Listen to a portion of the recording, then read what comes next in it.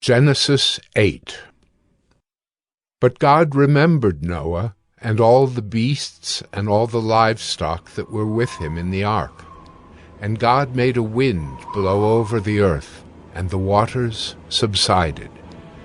The fountains of the deep and the windows of the heavens were closed, the rain from the heavens was restrained, and the waters receded from the earth continually. At the end of 150 days the waters had abated, and in the 7th month, on the 17th day of the month, the ark came to rest on the mountains of Ararat. And the waters continued to abate until the 10th month. In the 10th month, on the 1st day of the month, the tops of the mountains were seen. At the end of 40 days, Noah opened the window of the ark that he had made, and sent forth a raven. It went to and fro until the waters were dried up from the earth. Then he sent forth a dove from him, to see if the waters had subsided from the face of the ground. But the dove found no place to set her foot, and she returned to him to the ark, for the waters were still on the face of the whole earth. So he put out his hand and took her, and brought her into the ark with him.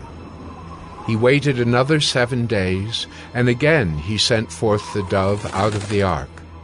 And the dove came back to him in the evening, and behold, in her mouth was a freshly plucked olive leaf. So Noah knew that the waters had subsided from the earth. Then he waited another 7 days and sent forth the dove, and she did not return to him any more. In the 601st year, in the 1st month, the 1st day of the month, the waters were dried from off the earth. And Noah removed the covering of the ark and looked, and behold, the face of the ground was dry.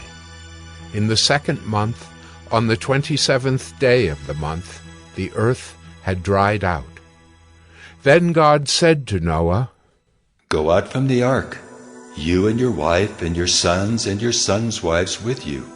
Bring out with you every living thing that is with you of all flesh, birds and animals, and every creeping thing that creeps on the earth, that they may swarm on the earth and be fruitful and multiply on the earth." So Noah went out, and his sons and his wife and his sons' wives with him, every beast, every creeping thing, and every bird, everything that moves on the earth, went out by families from the ark.